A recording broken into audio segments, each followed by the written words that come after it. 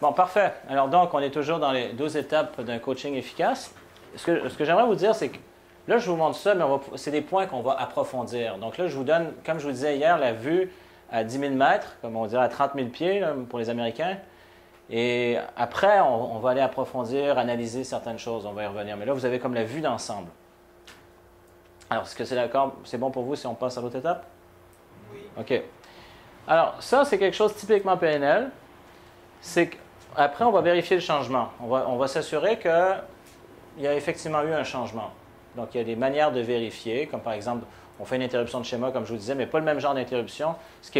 En PNL, souvent, l'interruption de schéma est plus connue pour sortir la personne de son expérience, de son état.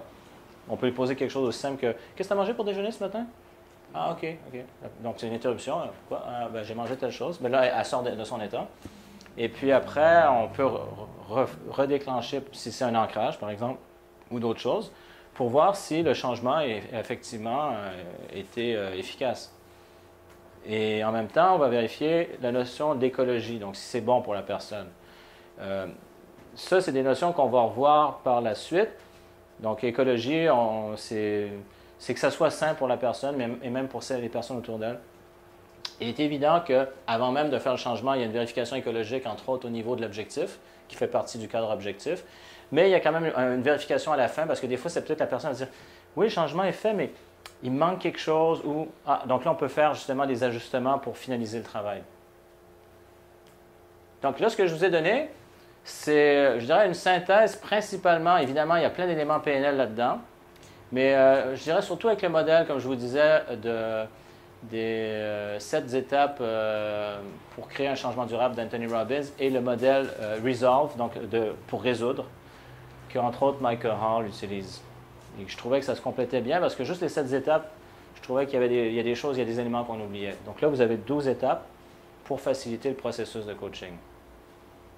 Alors, je dirais avant on ne va pas clore parce que vous allez vous en servir, mais avant de passer à d'autres choses, est-ce que dans l'ensemble, vous auriez des questions par rapport à ça? Donc, une des questions qui était tout à fait pertinente, c'est pas nécessairement toujours séquentiel. Ça, c'est vrai, on peut revenir à des étapes.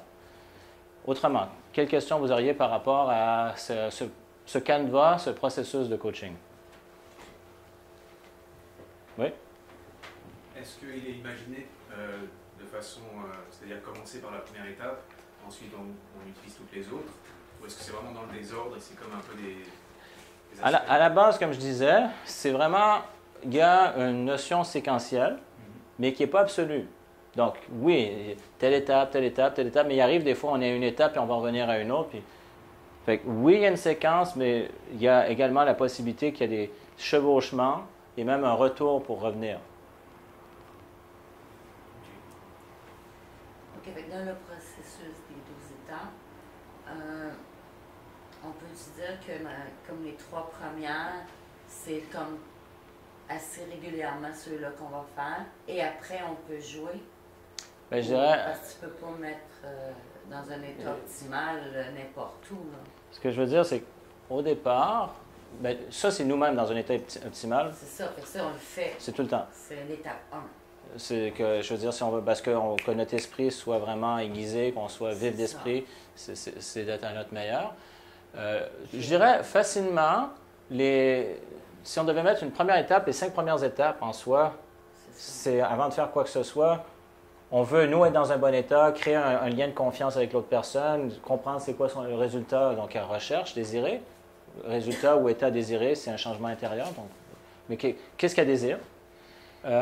C'est connaître son modèle du monde, savoir qui est en face de nous. Donc, parce que ce qui va nous faire nous influencer, c'est pas nécessairement ce qui influence l'autre personne, comme on avait dit. Et de faire la distinction entre les causes et, ou la source et les symptômes.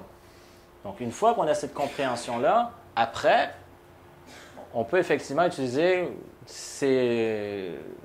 l'effet de levier, donc avec les forces de motivation, douleur, plaisir, les interruptions de schéma, redéfinir les choses. Donc, dans ce processus-là, donc, on pourrait déjà voir ça comme une base de départ. Et je dirais ensuite que la partie ici, conditionnée, on peut avoir des retours.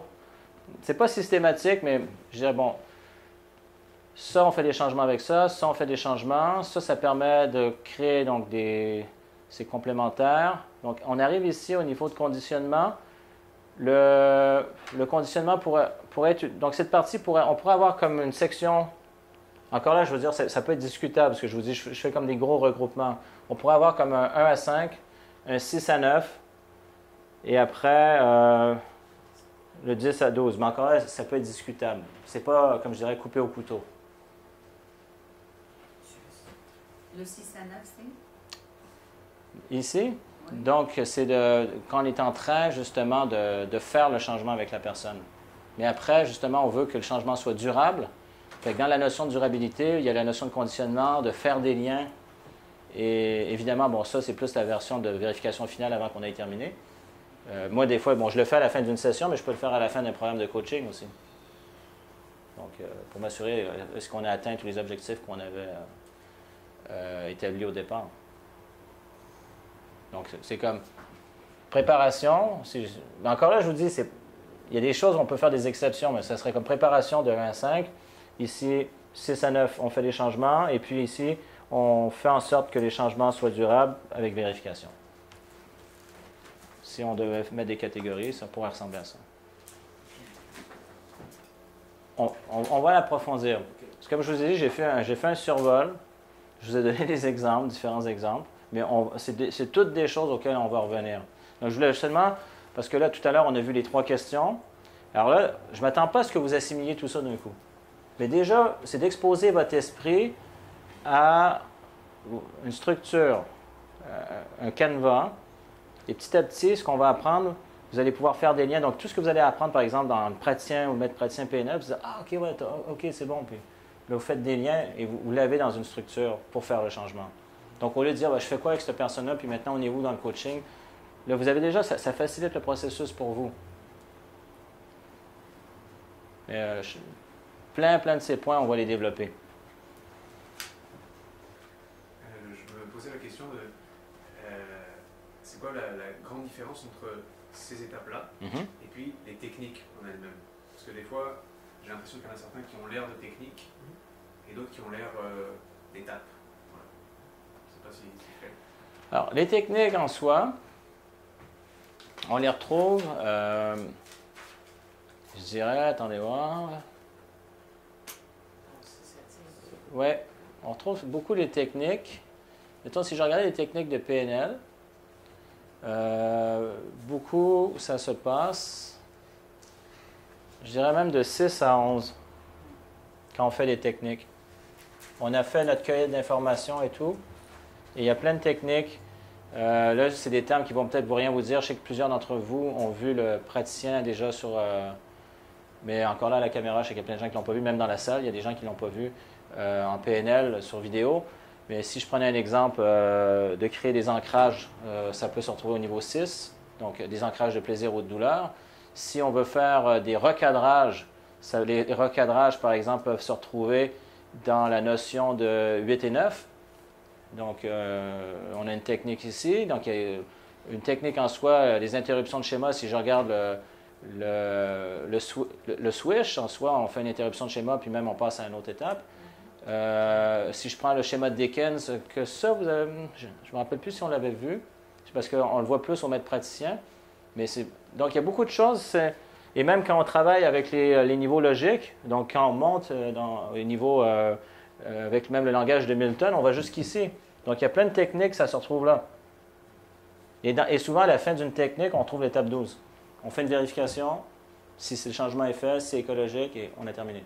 C'est comme dans des étapes à la fin des techniques systématiques. Avec plein de choses. Une interruption de schéma, ça peut être fait de tellement de manières différentes. C'est juste de comprendre qu'on change de schéma. Mais là, on n'a pas encore vu les ancrages, mais admettons, on fait un ancrage kinesthésique. Donc, on pèse sur l'épaule de la personne à chaque fois qu'elle sent mal, qu'elle part du problème. Puis à un moment donné, on pèse de l'autre côté à chaque fois qu'elle sent bien. Puis qu'à un moment donné, on pèse sur les deux en même temps. Puis même la figure devient asymétrique pendant quelques secondes. Il y a une interruption de schéma. Parce que là, c'est que le cerveau il reçoit 2 signaux différents. Donc, c'est ce qu'on appelle une annulation d'ancrage. Mais c'est des choses qu'on va voir. C'est qu'il y a un lien avec quelque chose qui est supposé être douloureux, mais en même temps quelque chose d'agréable. Donc là, ça brise. Évidemment, on s'assure que celui qui est bon est toujours une force supérieure à celui qui est limitant. Donc celui qui est aidant est plus fort que celui qui est limitant. Mais on vient de faire une interruption de schéma. Donc il y a plein de manières de le faire. OK. Donc, on continue.